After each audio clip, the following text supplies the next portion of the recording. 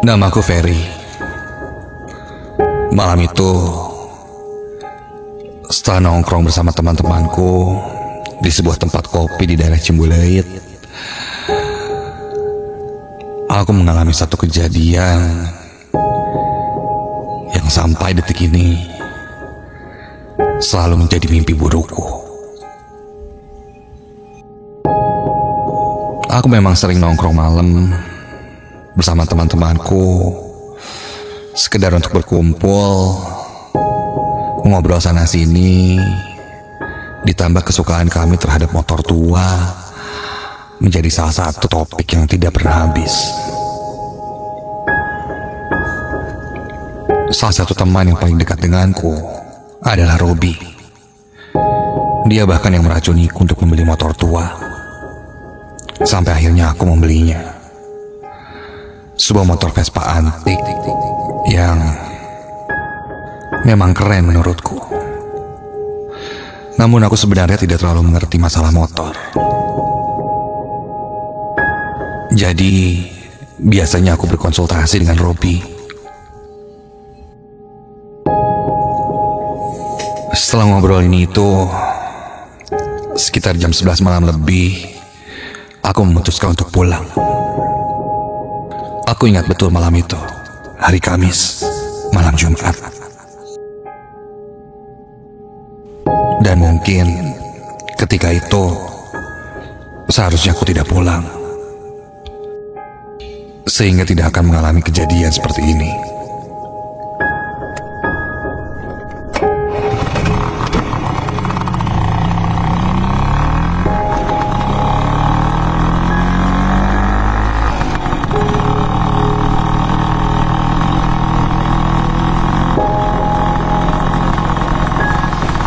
Kulajukan motor Vespaku di jalanan Bandung yang sudah mulai sepi. Biasanya sih jam segini masih banyak kendaraan yang berlalu lalang, tapi tidak malam itu. Mungkin tadi baru hujan cukup besar, pikirku. Jadi orang malas keluar rumah. Ditambah udara yang memang lebih dingin dari biasanya. Dari Cimbuleuit tempatku ngopi, aku pun turun ke daerah Cihampelas dan berbelok ke jembatan Pasupati. Rumahku berada di daerah Supratman. Awalnya tidak ada yang aneh saat motorku mulai menaiki jembatan Pasupati. Sampai ketika motorku tiba di atas jembatan.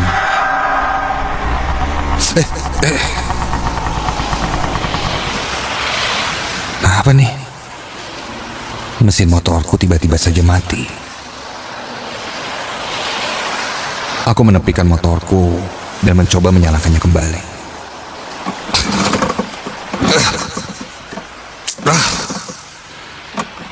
Tetap tidak menyala.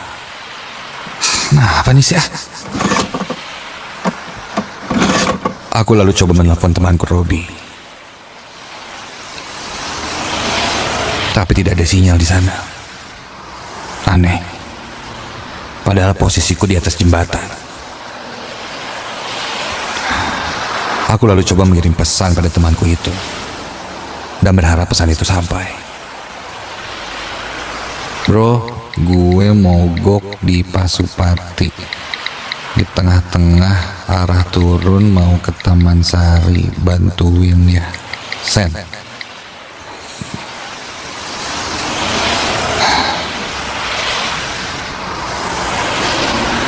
Setelah itu aku pun coba kembali ke motorku dan berusaha mencoba membenarkannya. Ya, mungkin saja businya basah, atau mungkin selang bensin yang tidak menempel, entahlah.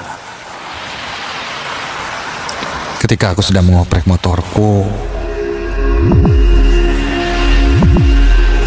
ujung mata kiriku melihat dari arah bawah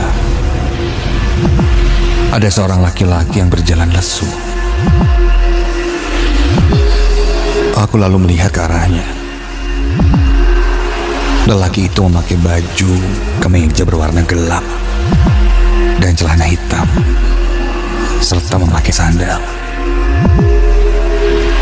Lelaki itu berjalan dengan tatapan kosong dan melewatiku begitu saja.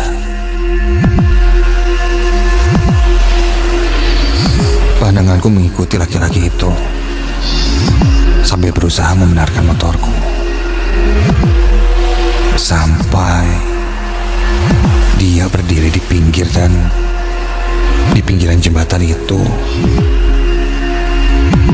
Kedua tangannya memegang besi pembatas jembatan dan kepalanya melongok menatap ke arah bawah.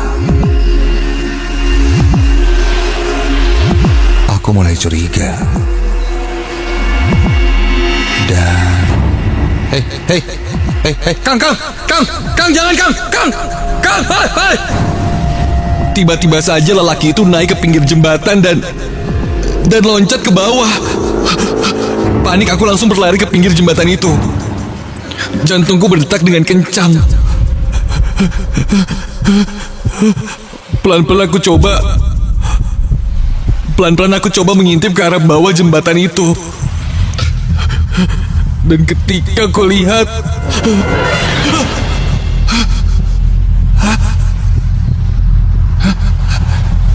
tidak ada apa-apa. Tidak ada tubuh pria itu. Lalu yang kulihat tadi apa? Siapa? Kakiku lemas ketika tahu bahwa tidak ada yang loncat ke bawah. Di tengah kebingungan itu, tiba-tiba ada yang menepukku dari belakang. Kupikir mungkin itu Robi, temanku. Namun ketika aku berbalik, astaga, berdiri seorang laki-laki dengan wajah hancur tepat di belakangku. Satu matanya terlihat hampir keluar dan dia hanya berdiam menatapku.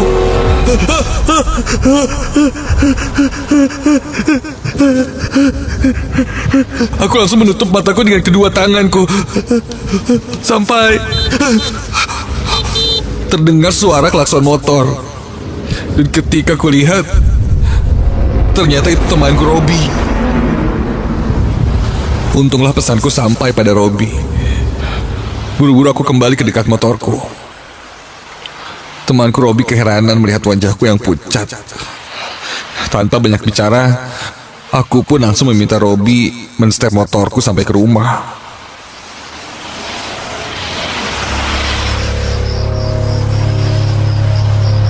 Singkat cerita, sampailah kami di rumah. Setelah mulai tenang, aku pun menceritakan kejadian yang kualami. Robi cukup kaget mendengarnya. Dia menambahkan, dia pun beberapa kali jika pulang malam melewati jembatan itu, kadang melihat ada orang yang berjalan kaki di tepian jembatan. Di tengah-tengah jembatan,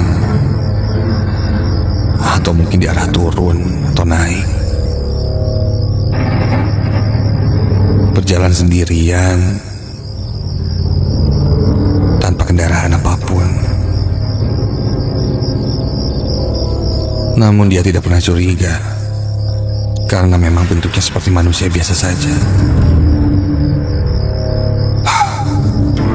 Entahlah, atau mungkin mereka yang disebut makhluk halus yang kulihat itu. Sebelum makin larut, temanku pun pamit pulang ketika itu.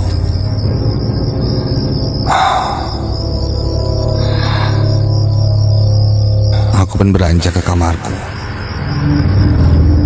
Wajah laki-laki yang kutemui di jembatan itu masih terus saja membayangiku setiap kali aku menutup mata. Wajahnya hancur, membuatku tidak bisa tidur.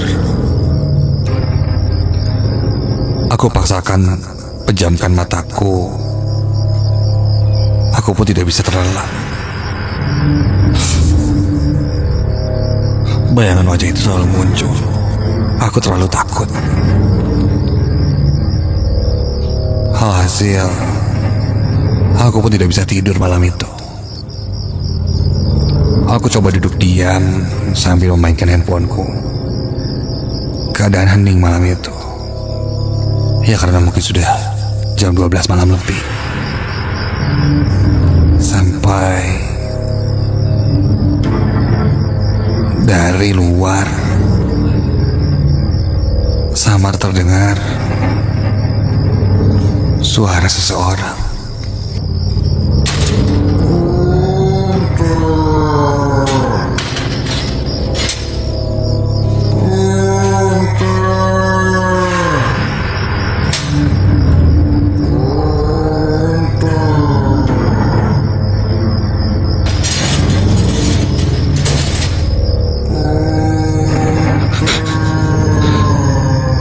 Masa iya ada yang namun jam segini? Penasaran, aku pun langsung bangkit dan menuju ke pintu depan. Ku intip dari gorden. Memang terlihat ada yang berdiri di depan pagar rumah. Siapa ya? Ingin aku bangunkan ayah, tapi sudahlah. Aku pun membuka pintu. Dan ketika aku keluar, orang tersebut tidak ada.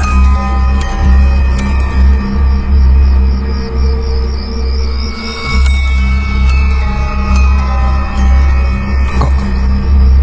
Untuk memastikan, aku mendekati pagar dan melihatnya lebih dekat.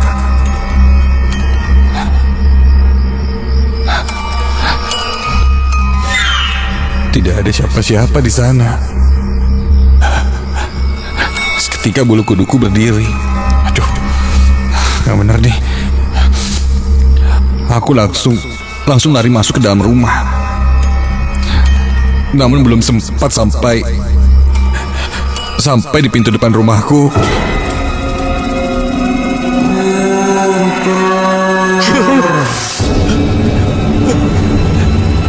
dari arah sisi kiriku, di halaman rumah ada sosok laki-laki yang berdiri. Sekilas kulihat, astaga, laki-laki itu laki-laki yang sama seperti yang kulihat di jembatan tadi. Wajahnya hancur, matanya hampir keluar penuh darah, dan dia seperti menggapai-gapai kepada aku sambil terus berkata-kata.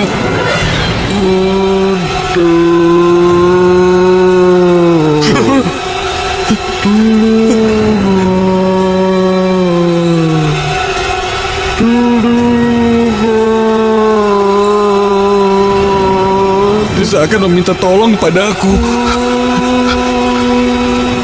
Jelas aku sangat ketakutan dan buru-buru aku langsung masuk ke dalam rumah dan membangunkan orang tuaku. Bangun!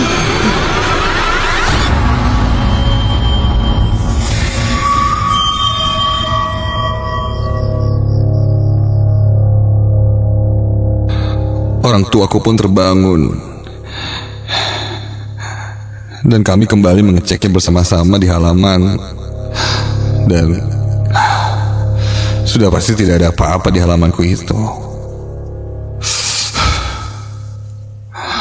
Setelah itu aku pun menceritakan apa yang kualami dari jembatan itu. Ayahku berkata, mungkin itulah jahil makhluk halus yang mengikutiku dari jembatan.